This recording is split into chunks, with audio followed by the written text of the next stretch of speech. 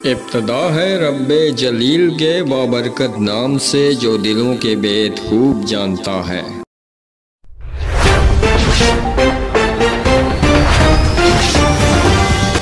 चीन ने अमेरिका को इंतकामी कार्रवाई की धमकी दे दी।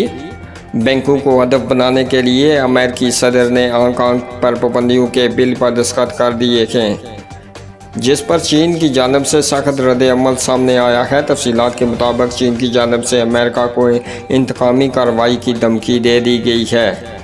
गैर मुल्की मीडिया रिपोर्ट के मुताबिक अमेरिकी सदर डोनाल्ड ट्रंप ने हांगकांग के हवाले से एग्जीक्यूटिव ऑर्डर पर दस्तखत कर दिए हैं, जिस पर चीन की जानब से सख्त रद्द-ए-अमल सामने आया है।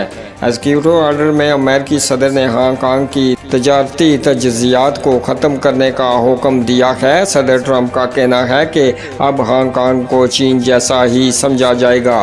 खबर एजेंसी के मुताबिक अमेरिका की जानब से हांगकांग पर पाबंदियों के ऐलान के बाद चीन ने सख्त जवाबी कार्रवाई का ऐलान किया है। अमेरिकी सदर ने अपनी न्यूज़ कॉन्फ्रेंस में ये भी कहा था कि हांगकांग में मौजूदा सूरत के पेश नज़र बहुत से शहरी मुल्क छोड़कर चले जाएंगे।